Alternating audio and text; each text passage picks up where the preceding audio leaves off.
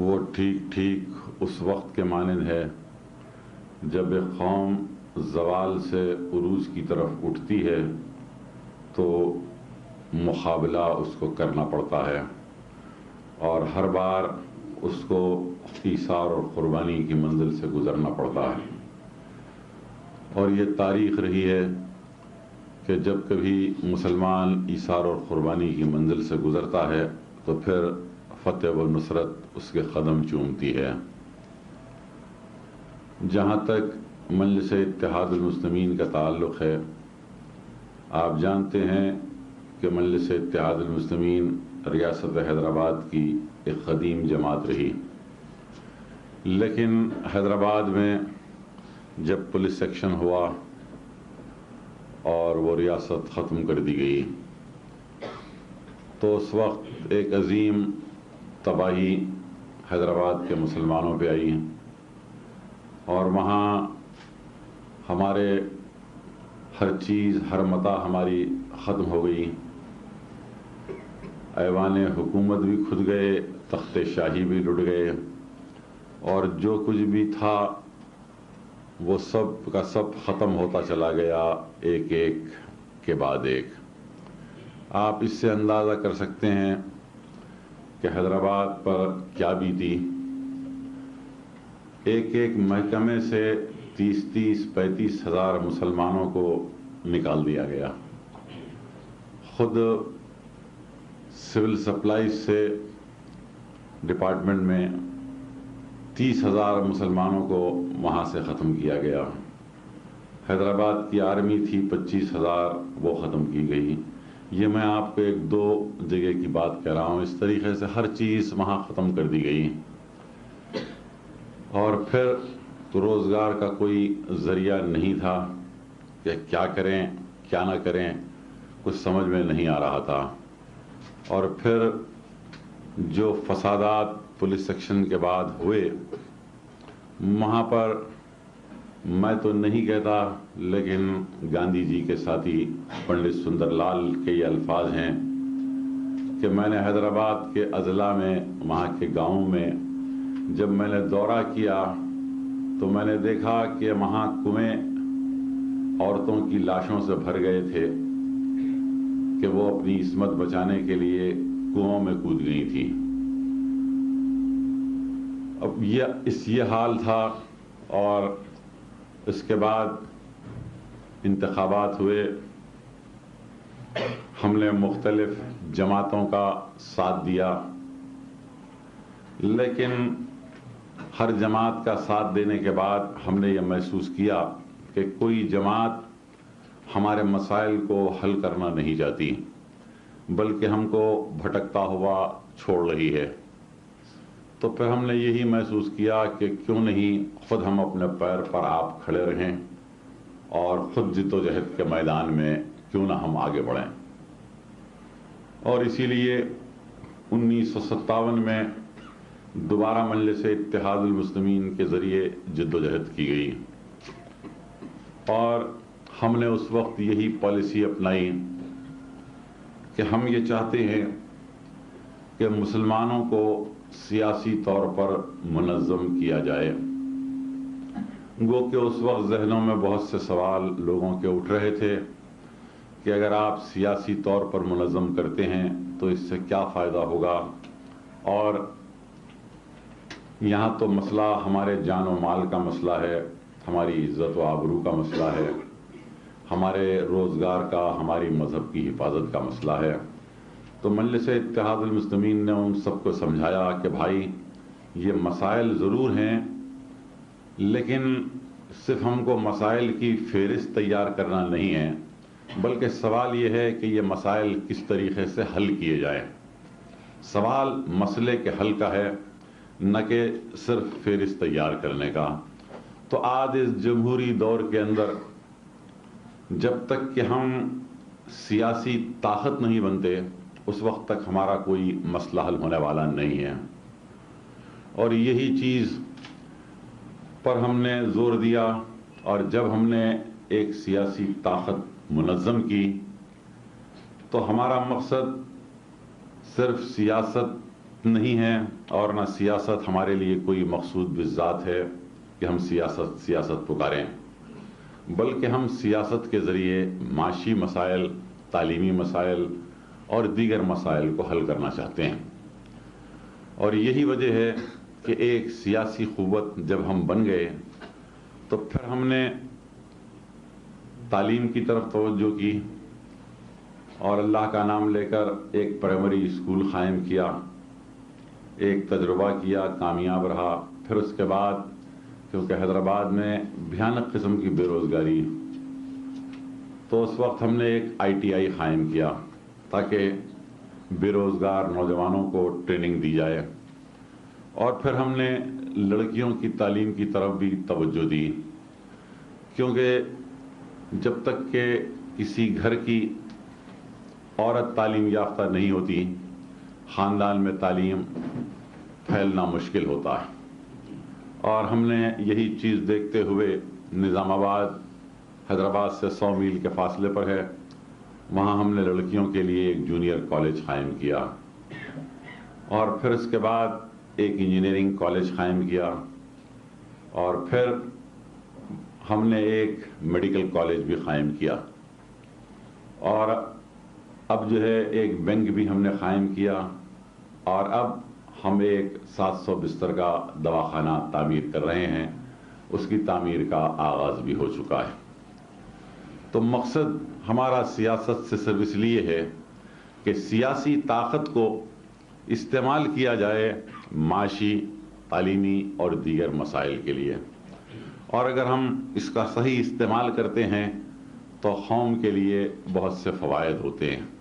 اسی طریقے سے ہم نے میڈیکل کالج اور انجینئرنگ کالج قائم کیا، تو حیدرآباد میں آندھرا میں ایجوکیشن ایکٹ ہے، اس ایجوکیشن ایکٹ کے تحت اگر کوئی لڑکا انجینئرنگ میڈیکل میں داخلہ چاہتا ہے تو 2nd کلاس انٹرمیڈیٹ پاس ہو، اور اس کے بعد وہ انٹرنس کے ایگزام میں بیٹھتا ہے، اور انٹرنس کا ایگزام پاس ہونے کے بعد اس کو داخلہ ملتا ہے میڈیکل میں، انجینئرنگ میں، اور وہ بھی میرٹ کی بنیاد کے اوپر۔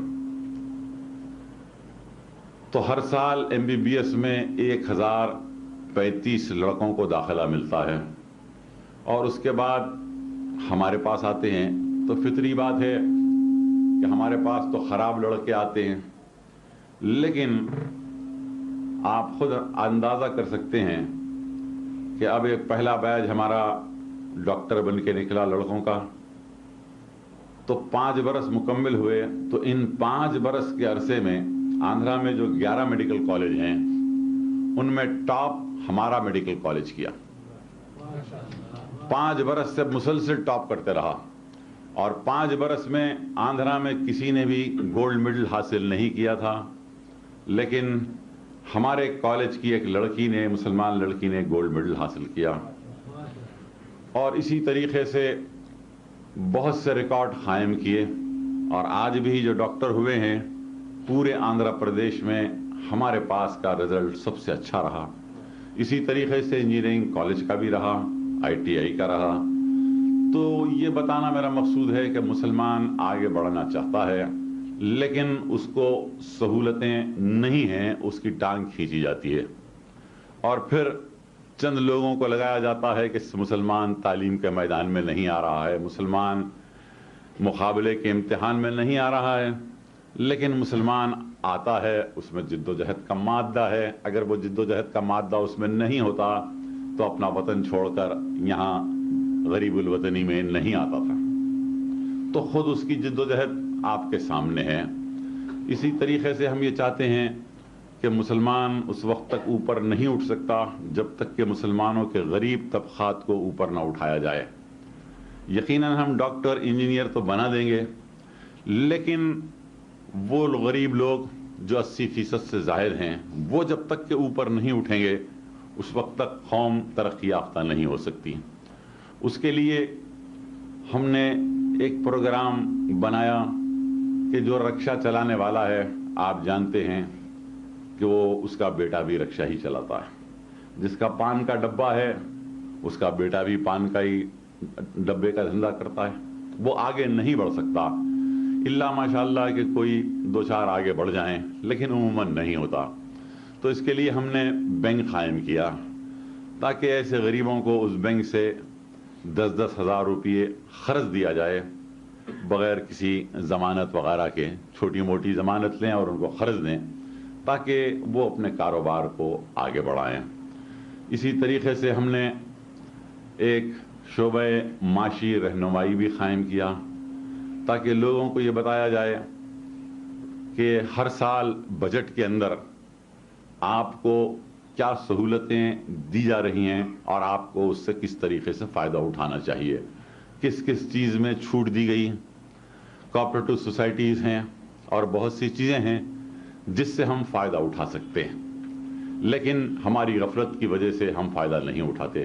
جیسا کہ ہمارے غریب ٹیکسی ڈرائیور ہیں، وہ ٹیکسی ڈرائیور ہی رہتا ہے، حالانکہ گورنمنٹ نے سہولت فراہم کی ہے کوآپریٹو بنیاد کے اوپر، تو اس لیے ہم نے کوآپریٹو سوسائٹیاں بنائیں تاکہ کم از کم ہمارا جو موٹر چلانے والا ڈرائیور ہے وہ مالک گاڑی کا تو بن جائے اور وہ آگے ترقی کر سکے۔ اور اسی طریقے سے آٹو رکشہ وغیرہ کے لیے بھی ہم نے جد و جہد کی اور اس میں ہم کامیاب ہو رہے ہیں۔ تو اسی لیے ہمارا مقصد یہ ہے کہ مسلمانوں کو اوپر اٹھایا جائے اور ان کے لیے تعلیم کو عام کیا جائے۔ اور جب ہم یہ کام کر رہے ہیں، اور اللہ کا فضل یہ ہے کہ حیدرآباد میونسپل کارپوریشن میں بھی مجلس اتحاد المسلمین رولنگ پارٹی ہے، ہماری پارٹی کا میئر ہے، deputy mayor, chairman standing committee, تمام عہدے ہمارے پاس ہی ہیں۔ اور ہم دوسری طرف ہم یہ بھی کام کرتے ہیں کہ جو پسماندہ طبقات ہیں، ہریجن وغیرہ، ان کو اپنے قریب کیا جائے، اور ہم اپنے پارٹی کے ٹکٹ پر ہریجنوں کو بھی کھڑا کرتے ہیں، اور ہم نے ہریجنوں کو کھڑا کیا، ہریجن کامیاب ہوئے، اور ہم سب سے پہلے میئر کا چانس ایک ہریجن کو دیا کہ تم پہلے میئر بن جاؤ حیدرآباد کا۔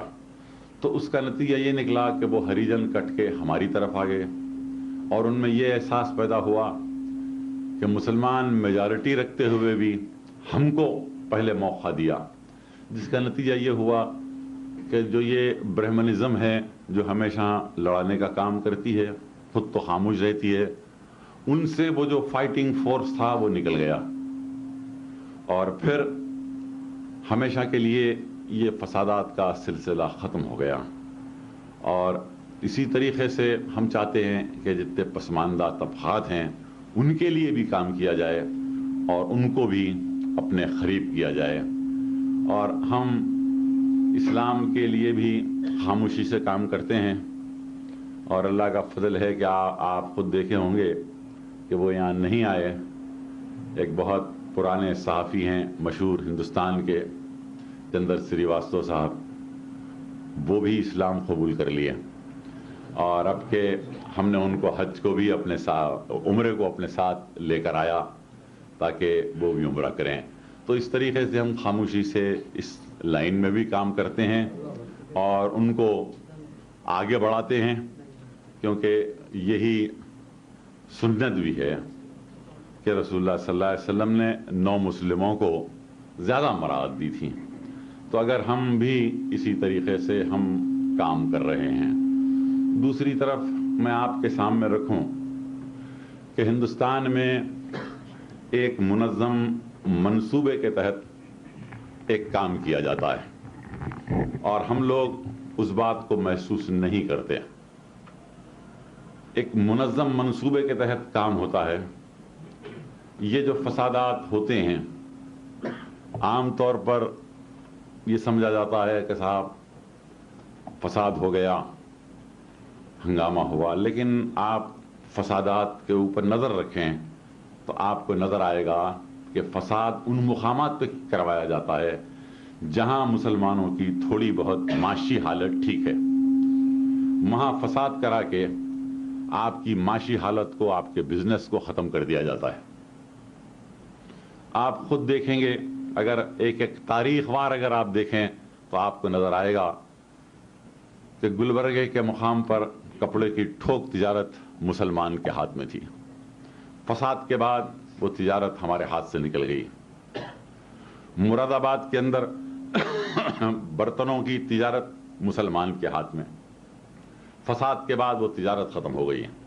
اسی طریقے سے بنارس میں بنارسی ساڑیوں کا کاروبار مسلمانوں کے ہاتھ میں تھا.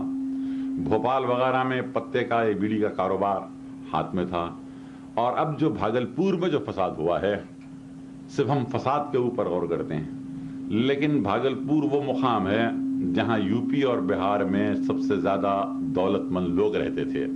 ریشم کا پورا کاروبار ان کے ہاتھ میں تھا، اور اب فساد کے بعد وہ کاروبار ختم کر دیا گیا. تو ایک منظم منصوبے کے تحت یہ کام کیا جا رہا ہے، لیکن پروپیگنڈا یہ کیا جاتا ہے کہ صاحب جلوس جا رہا تھا، مسلمانوں نے پتھر مار دیا، یہ، اور ہم لوگ اس کو صحیح سمجھ جاتے ہیں. جیسے کہ گجرات میں فساد ہوا تو اس وقت بوٹا سنگھ نے پارلیمنٹ میں کہا کہ پتھر آئے تھے، 10 لاکھ کا جلوس تھا. چونکہ میں واقف تھا وہاں کے حالات سے، میں نے ان سے کہا جہاں سے جلوس جا رہا تھا وہاں کتنے مسلمانوں کے مکانات تھے؟ تو کہا 15 مکانات تھے صرف، اور 10 لاکھ کا جلوس جا رہا ہے. میں نے کہا مکان میں لوگ تھے؟ تو کہا نہیں، وہ ڈر کے پہلے سے ہی خالی کر دیے تھے. تو پھر کیا اجنہ پتھر مار رہے تھے؟ آپ بتائیے کیا تھا؟ آپ خود اندازہ کر سکتے ہیں. اگر یہاں سے کوئی 10 لاکھ کا جلوس جائے تو آپ میں میرے میں یہ جرت ہو سکتی ہے کہ ہم پتھر ماریں؟ ہم تو ختم ہو جائیں گے، ہمارے بیوی بچے. لیکن یہ پروپیگنڈا کیا جاتا ہے کہ صاحب فساد کی ابتدا مسلمان نے کی، حالانکہ خود پتھر مارتے ہیں. تو یہ ایک منظم سازش ہے. اس لیے ہے کہ دستور میں ہریجنوں کو، پسماندہ طبقے کو مراعات دی گئی کہ ان کو اوپر اٹھایا جائے. ہمیں اعتراض نہیں ہے اور زیادہ مراعات دی جائے، لیکن سوال یہاں پیدا ہوتا ہے کہ جب وہ اوپر اٹھ جائیں گے تو یہ سڑکوں پر جھاڑو دینے کے لیے، گھروں میں کام کاج کرنے کے لیے، ہوٹل میں برتنہ مانجنے، رکشہ چلانے کے لیے کون ہوگا؟ تو آپ کو تیار کرنا چاہتے ہیں. یہ ایک منصوبہ بند طریقے سے یہ کام کیا جا رہا ہے. اور اسی طریقے سے اردو کو مٹانے کی بات کرتے ہیں. یہ کیوں؟ حالانکہ اردو کوئی مسلمان کی مذہبی زبان تو ہے نہیں. قرآن عربی میں نازل ہوا، اردو میں نازل نہیں ہوا. ہم نے تو یہاں آ کر اردو کو سیکھا کیونکہ یہ ایک مشترکہ زبان تھی اور ہم نے اس کو اپنایا. لیکن آج آپ قرآن پڑھتے ہیں لیکن آپ سمجھ نہیں سکتے. 99% لوگ ایسے ہیں جو قرآن پڑھتے ہیں لیکن سمجھ نہیں سکتے، حدیث پڑھتے ہیں لیکن سمجھ نہیں سکتے. کیوں؟ کہ آپ عربی سے واقف نہیں ہیں. آپ کو اردو میں قرآن پڑھنا لازم ہے، جیسا کہ ابھی یہاں پر قرآن پڑھے اس کا ترجمہ ہوا. تو وہ یہ چاہتے ہیں کہ اگر اس زبان کو ختم کر دیا جائے تو آپ اپنے مذہب سے، اپنی تاریخ سے، اپنی ثقافت سے، اپنی تہذیب سے محروم ہو جائیں گے. اور جواہر لال نہرو نے اپنی کتاب میں ایک جگہ بڑی اچھی بات کہی تھی کہ اگر کسی قوم کو ختم کرنا ہے تو سب سے پہلے اس کی زبان کو ختم کر دو، وہ قوم ختم ہو جائے گی. تو اس طریقے سے یہ کام کیا جا رہا ہے. اب سرکاری ملازمتوں میں ہمارا تناسب کیا ہے؟ 2% بھی نہیں ہے. اور پھر ہم اپنے بچوں کو، جن میں شعور ہے، مصیبتیں اٹھاتے ہیں، مشکلات اٹھاتے ہیں، اپنے بچے کو تعلیم دلاتے ہیں. لیکن کبھی آپ بچے کو تعلیم دلاتے ہیں، کبھی آپ جو کورس کے کتابیں ہیں آپ اس کو پڑھ کے دیکھیے تو ایک مخصوص طریقے کے اوپر ہندو مذہب کا پرچار کیا جاتا ہے. مسئلے تناسخ کو سمجھایا جاتا ہے. اسلام میں مر کر دوبارہ پیدا ہونا تو نہیں ہے، سوائے قیامت کے دن اٹھائے جائیں گے سب. یہاں یہ ہے کہ اگر تو برا کام کرے گا تو بندر بنے گا، دوبارہ تیرا جنم ہونے والا ہے. یہ تمام چیزیں بتائی جاتی ہیں اور بچے کے ذہن و فکر میں یہ بات بٹھائی جاتی ہے. اور تاریخ میں بتایا جاتا ہے کہ فلاں بادشاہ نے ایسا ظلم کیا ہندوؤں کے اوپر، تو ان کے ذہن کو شروع سے پوائزن کیا جاتا ہے اور ان کے ذہن کو اس طریقے سے خراب کیا جاتا ہے. یہ ایک منظم منصوبے کے تحت کام ہو رہا ہے اور ہم لوگ بے خبر پڑے ہوئے ہیں. تو ہم کو یہ غور کرنا ہے کہ ہم آج مسلمان ہر میدان میں پیچھے ہو چکا. میں آپ کو حیدرآباد کی بات، چونکہ اپنی ایک مخصوص محفل ہے، عوامی محفل میں تو ہم نہیں کہہ سکتے یہ بات، لیکن حیدرآباد میں بھی ہم کو بدنام کیا گیا تھا کہ صاحب یہ جماعت فساد کراتی ہے. ہم نے کہا بھائی ہماری جماعت تو 1957 سے ہے، 57 سے لے کے 80 تک کیوں نہیں فساد ہوا؟ 80 کے بعد کیوں فساد ہوا حیدرآباد میں؟ فسادات میں حیدرآباد کا سلسلہ 80 سے شروع ہوا. چونکہ لوگ واقف نہیں ہوتے، گورنمنٹ کا پروپیگنڈا ہوتا ہے، بدنام کیا جاتا تھا. کیا 1977 میں جب جنتا گورنمنٹ آئی تو پاسپورٹ کی سہولتیں دے دی. یہاں لوگ آئے، باہر نکلے، کچھ پیسہ حیدرآباد کو بھی آیا، تو وہ لوگ کاروبار کے اندر حیدرآباد کا مسلمان کودا 69 اور 70 میں. جیسے ہی کاروبار میں آیا اور ہم لوگ ان کی مدد کرنے لگے، کیونکہ جیسا کہ ایک مثال کے طور پر سبزی منڈی تھی، وہ منڈی پولیس سیکشن سے پہلے مسلمانوں کی تھی. بہت سے، جیسا لاڑ بازار کے پاس مسلمانوں کی مارکیٹ تھی، پٹیل مارکیٹ ہماری تھی، لیکن نکل گئی تھی. وہ مسابقت میں آئے تو انہوں نے فسادات کا سلسلہ شروع کیا تاکہ ان کو بزنس کے اندر نہ آنے دیا جائے. تو اس کے لیے بھی ہم کو جو ہے خاموشی سے کام کرنا پڑتا ہے اور مسلمانوں کو بھی تیار کرنا پڑتا ہے. تو نتیجہ یہ ہوا کہ فسادات کا سلسلہ ایک دم رک گیا کیونکہ مسلمان بھی تیار رہا. تو آج میرا کہنے کا مقصد یہ ہے کہ ہم ہر میدان میں پیچھے ہو چکے ہیں اور ہم کو ہر میدان میں کام کرنا ہے اور ہم کو اختلافات کو ختم کرنا ہے. میں یہ کہتا ہوں کہ صاحب اگر کوئی مذہبی کام کر رہے ہیں تو ٹھیک ہے، کرنے دیجئے. وہاں بھی ہم پسماندہ ہو چکے ہیں، وہاں بھی کمزور ہیں، ہم کو ہاتھ پیر مضبوط کرنا ہے. ہندوستان میں وہ بھی کام ہو رہا ہے تو کیجئے، اچھا ہے. تو بہرحال ہم کو ایک منظم طریقے سے ہم کو کام کرنا ہے. اور آج جن حالات سے ہم دوچار ہیں اس میں ہمارے لیے اتحاد کی ضرورت ہے. اور میں یہ دیکھتا ہوں کہ عموماً بڑے بڑے شہروں میں اختلافی مسائل مسلمانوں میں پیدا کیے جاتے ہیں اور اس میں آپس میں جھگڑے پیدا کیے جاتے ہیں. تو مجھے ایک قصہ یاد آ رہا ہے. مورخ کہتے ہیں کہ جب حضرت عمر کے زمانے میں بیت المقدس فتح ہوا تو حضرت عمر، بڑی تفصیل ہے، معاہدہ ہوا تھا، حضرت عمر بھی بیت المقدس آئے، دیکھنے لگے. تو جب آپ دیکھ رہے تھے بیت المقدس تو وہاں ایک دروازے کے پاس سے کچھ آواز آنے لگی. تو حضرت عمر ٹھہر گئے، کہا یہاں کیا ہو رہا ہے، کیا آوازیں آ رہی ہیں؟ کہا حضرت ہمارے بہت بڑے پادری بحث کر رہے ہیں. کہا کہ کیا بحث ہو رہی ہے؟ کہا کہ بہت اہم مسئلے کے اوپر بحث ہو رہی ہے. کہا کہ بھائی آخر کیا بحث ہے؟ کہا کہ بڑا نازک اور اہم مسئلہ ہے اور آپ اندازہ کیجئے کہ اس دیوار میں جو سوراخ بنایا گیا ہے اس سے ہم ان کو کھانا دیتے ہیں. جب تک یہ بحث مکمل نہیں کر لیں اس وقت تک یہ باہر نہیں آئیں گے. حضرت نے کہا کہ بھئی کیا ہے؟ بیت المقدس تمہارے ہاتھ سے نکل گیا، تم تباہ ہو گئے، غلام ہو گئے، اور آج کس مسئلے پر بحث کر رہے ہیں؟ آخر مسئلہ کیا ہے؟ تو ان پادریوں نے کہا کہ حضرت مسئلہ یہ ہے، اس پر بحث ہو رہی ہے کہ حضرت عیسیٰ علیہ السلام نے دنیا میں پیخانہ کیا تھا یا نہیں کیا تھا. تو حضرت عمر نے کہا ہائے قوم، کہ جو سب کچھ تجھ سے نکل گیا اور اگر کیا تو کیا تھا اور نہیں کیا تو کیا تھا، کس پہ بحث کر رہے ہیں؟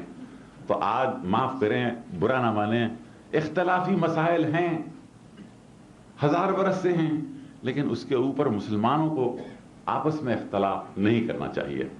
ٹھیک ہے، آپ جس مسئلے بحث بہتر سمجھتے ہیں کیجئے، لیکن اس کے اوپر اپنی توانائیوں کو رائے گاں کریں اور آپس میں اختلافات پیدا کریں، یہ اچھا نہیں ہے. بلکہ اتحاد کلمے کی بنیاد پر ہونا چاہیے. عقائد مختلف ہو سکتے ہیں، ہے مسلمانوں میں فرقے، تو ہم ان تمام چیزوں کو نظر انداز کرتے ہوئے آپس میں ہم منظم اور متحد رہیں اور مسلمانوں کی معاشی اور دینی، تعلیمی، سیاسی ترقی کے لیے منصوبہ بند کام کریں۔ مجھے بڑی خوشی ہے کہ یہاں بھٹکل کے آپ لوگ بڑے منظم اور بڑے تعلیمی یافتہ ہیں اور کام کر رہے ہیں۔ میری دعا ہے کہ اللہ تعالیٰ آپ لوگوں کو اور توفیق عطا فرمائے، اور اگر آپ کچھ سوالات پوچھنا چاہتے ہیں تو ضرور پوچھیے، میں ان کا جواب دوں گا۔ مسجد کے بارے میں آپ نے بتایا کہ بابری مسجد کا سلسلہ یہ ہے کہ 500 برس سے ایک مسجد بنی ہے۔ ایک بابر کے ایک جنرل نے اس مسجد کو بنایا بابر کے نام سے، اور وہاں نماز ہوتی آئی، لیکن 1949 میں اس میں ایک منصوبہ بند طریقے سے ایک بت کو لا کے رکھ دیا گیا اور کہا گیا کہ صاحب یہاں تھا۔ خیر وہ کیس چلتا رہا، لیکن بعد میں راجیو گاندھی کی حکومت نے اس کا دروازہ کھولا اور وہاں پوجا کرانے لگے۔ اس پر ہی احتجاج ہوا اور مسلمان متحد ہوئے، ایکشن کمیٹی بنی تاکہ اس کے حاصل کیا جائے۔ اب آپ غور کیجئے کہ خود اجودھیا کے اندر 8 مندر ہیں جو آٹو کے آٹو یہ کہہ رہے ہیں کہ رام یہاں پیدا ہوئے تھے۔ اب بتائیے کہ پہلے وہ تصفیہ کر کے آئیں کہ رام پیدا کہاں ہوئے تھے؟ آپ خود مندر بنا کے بیٹھے ہیں، اب یہ نواں کیوں آپ کر رہے ہیں خامخواہ؟ اور پھر رام کی پیدائش کب ہے؟ رام کی پیدائش حضرت عیسیٰ علیہ السلام سے 10 لاکھ برس پہلے پیدا ہوئے تھے، جہاں تاریخ کا کوئی ذکر ہی نہیں ہے۔ حضرت عیسیٰ کو پیدا ہو کر تقریباً 2000 برس ہو رہے ہیں، کچھ کم، اور اس سے 10 لاکھ برس پہلے۔ ہماری سمجھ میں نہیں آتا کہ آخر میں نے پارلیمنٹ میں ایسی ایک کہا تھا کہ واجپئی صاحب کہ 10 لاکھ برس پہلے کی گواہی کون دے گا؟ لیکن چونکہ آپ کے پاس دوبارہ جنم کا مسئلہ ہے، ممکن ہے کہ آپ اس وقت دایا کے فرائض انجام دے رہے ہوں گے، آپ گواہی دے سکتے ہیں، ہم تو نہیں دے سکتے۔ آپ بتائیے کہ 10 لاکھ برس پہلے نہ تاریخ، آج جغرافیہ بدل گیا ہے، سمندروں کے، دریاؤں کے رخ بدل چکے ہیں، اب کہاں ہے اور کدھر ہے؟ لیکن ہے کیا؟